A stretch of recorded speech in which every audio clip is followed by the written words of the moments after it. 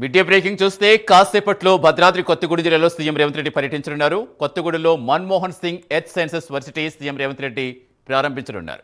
312 ఎకరాల్లో సుమారుగా 500 కోట్లతో యూనివర్సిటీ నిర్మాణం పూర్తయింది. ఫైలాండ్ను సీఎం ఆవిష్కరించనున్నారు. అనంతరం భారీ బహిరంగ సభలో సీఎం ప్రసంగిస్తారు.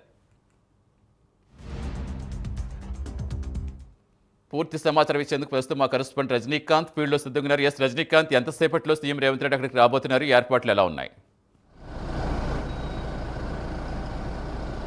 సతీష్, ఎగ్జాక్ట్లీ 2 గంటలకు భద్రాద్రి కొత్తగూడెం జిల్లా రుద్రంపూర్ ప్రాంతంలో ఏర్పాటు చేసిన ఎర్త్ సైన్స్ యూనివర్సిటీ దేశంలోని తొలి ఎర్త్ సైన్స్ యూనివర్సిటీ అని చెప్పవచ్చు. ఈ యూనివర్సిటీని ప్రారంభించేందుకు మరి కాసేపట్లో సీఎం రేవంత్ రెడ్డి రానున్నారు. ఇప్పటికే మంత్రులు, జిల్లాకు సంబంధించిన మంత్రులు తుమ్మల నాగేశ్వరరావుతో పాటు డిప్యూటీ సీఎం బట్టి విక్రమార్క, మరో మంత్రి పొంగులేటి శ్రీనివాసరెడ్డి కూడా సభా ప్రాంగణాన్ని కూడా చేరుకున్నారు. మరో దాదాపు ఇది 312 ఎకరాల్లో ఎర్త్ సైన్స్ యూనివర్సిటీ కూడా ఏర్పాటు చేశారు. దీనికి సంబంధించి కూడా 500 కోట్ల రూపాయలతో, అంటే ప్రస్తుతం మొదటి దశగా పనులు మాత్రానికి ఇప్పటికే ఏర్పాటు చేశారు. దీనికి సంబంధించి కూడా అక్కడ ఎర్త్ సైన్స్ యూనివర్సిటీ ప్రాంగణానికి హెలికాప్టర్లో, అంటే జిల్లా కలెక్టరేట్ ప్రాంగణంలో ఐడిఓసిలోకి హెలికాప్టర్ ద్వారా సీఎం రేవంత్ రెడ్డి రాగానే అక్కడికి మంత్రులు స్వాగతం పలుకుతారు. అక్కడి నుంచి నేరుగా పక్కనే ఉన్న రుద్రంపూర్ ఎర్త్ సైన్స్ యూనివర్సిటీకి తీసుకొస్తారు మంత్రి సీఎంని. అక్కడ ఫైలాన్ని ఆవిష్కరిస్తారు. ఎర్త్ సైన్స్ యూనివర్సిటీకి సంబంధించిన ప్రాముఖ్యత, విశిష్టతను చూపించే ఫైలాన్ని ఆవిష్కరిస్తారు. ఆ తర్వాత అక్కడ మెయిన్ బ్లాక్ ఉంటుంది. Earth science university main block కూడా ఈరోజు ఆయన సీఎం లాంఛనంగా ప్రారంభించారు. ఆ తర్వాత విద్యార్థులతో ఇప్పటికే దాంట్లో మొదటి సంవత్సరం ఎర్త్ సైన్స్ యూనివర్సిటీలో వివిధ విభాగాలకు సంబంధించిన జియాలజీ కావచ్చు, జియోఫిజిక్స్, జియోకెమిస్ట్రీ, దాంతోపాటుగా ఎన్విరాన్మెంట్ సైన్స్, ఇండస్ట్రియల్ సైన్స్, దాంతోపాటుగా జియో మైన్స్ సంబంధించిన కోర్సులు కూడా ప్రస్తుతం కొనసాగుతున్నాయి. మొదటి సంవత్సరం కోర్సులు కూడా కొనసాగుతున్నాయి. ఇప్పటికే లాంఛనంగా ఈరోజు ఎర్త్ సైన్స్ యూనివర్సిటీని ప్రారంభించినాడు. ఈ దేశంలోనే తొలి ఎర్త్ సైన్స్ యూనివర్సిటీ అని చెప్పవచ్చు. ఇప్పటివరకు మైన్స్ సంబంధించిన 2 యూనివర్సిటీలు మాత్రమే దేశవ్యాప్తంగానే, ఒకటి ధన్బాద్లో ఏర్పాటు చేశారు.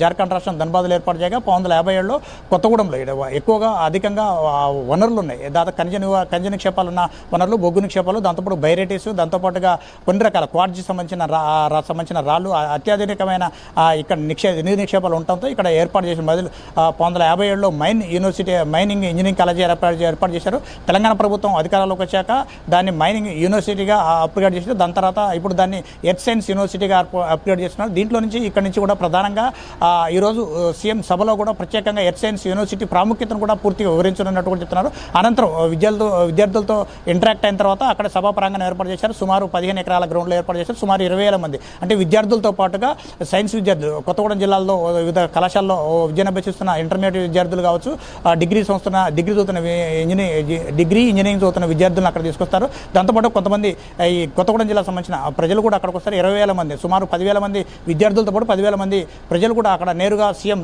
రేవంత్ రెడ్డి సభలో ఎర్త్ సైన్స్ యూనివర్సిటీ ప్రాముఖ్యతను, ఆవశ్యకతను వివరించేందుకు ప్రయత్నం వివరిస్తారు. దానికి సంబంధించి కూడా మరోపక్క ఈ ఎర్త్ సైన్స్ యూనివర్సిటీ ఏర్పాటు చేస్తే దేశవ్యాప్తంగా కూడా పేరు ప్రఖ్యాతలు కూడా వస్తాయంటే ఇప్పుడు తుమ్మల నాగేశ్వరరావు కూడా దీన్ని చెప్తున్నాడు.